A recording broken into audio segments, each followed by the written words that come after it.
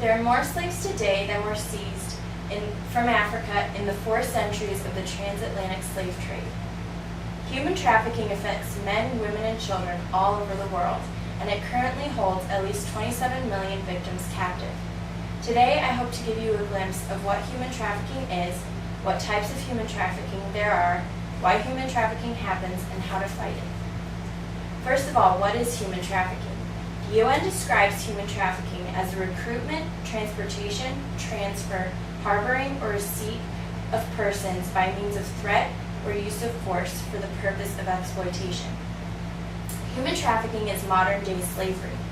It is the fastest growing business of organized crime, and it is the second largest criminal enterprise in the world, only behind drug trafficking. There are many types of human trafficking. Child placement is where a child or group of children are transferred between families, communities, or tribes. It has been around for centuries as a social custom. However, this custom has faded in the developing world. Currently, people take advantage of this custom by exploiting and abusing the children they receive.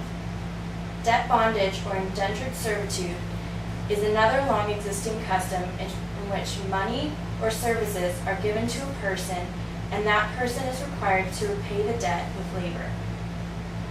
Traffickers will increase the debt of their victims until it is impossible to repay. Mail-order brides is the idea that connections will be made between women, normally in poor countries, and men, normally in rich countries, and some traffickers will exploit the rich men by taking the payment and then disappearing. They also exploit women by telling them that they are going to a rich country to meet a rich man that will marry them and give them a better life. In reality, once the women reach their destination, they become enslaved, often in prostitution. This chart shows the percentage of revenue earned from each type of human trafficking.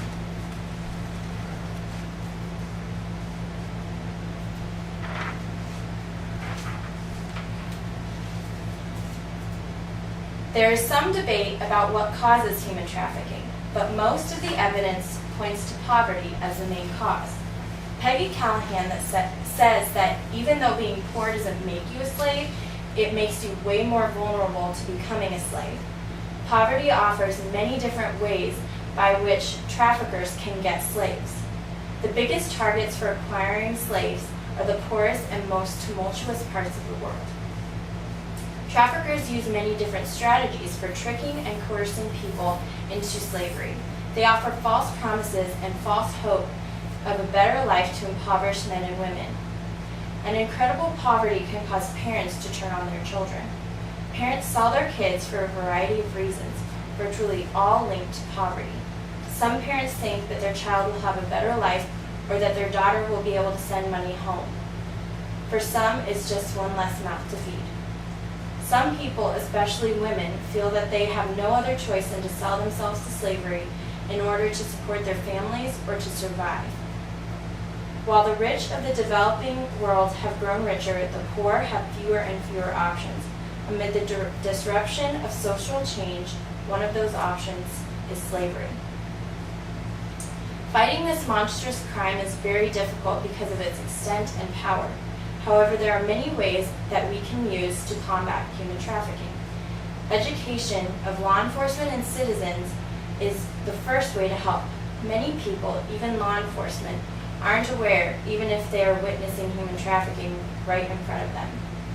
Immigration and customs enforcement can be very effective for preventing trafficking of people across our borders. Another way to help is by donating to organizations dedicated to fighting human trafficking. These organizations educate the public and use many different strategies to rescue the victims. Spreading the word is a small but very important part of fighting this crime. Many people still don't understand how real modern-day slavery is. Raising awareness can prevent people from becoming victims, as well as help people become involved in the fight. And countries must realize that this is not a fight to be taken on by only one country. This is a global problem, and it must be faced as a global battle. Kevin Bales said, "We could eradicate slavery. The laws are in place, the multinationals, the world organizations, the the United Nations, they could help end slavery, but they're not going to do it unless we demand it. I hope through my speech today you learned more about what human trafficking is, how it happens, and how to fight it. Knowing is the first step. Now we can demand a change. Thank you.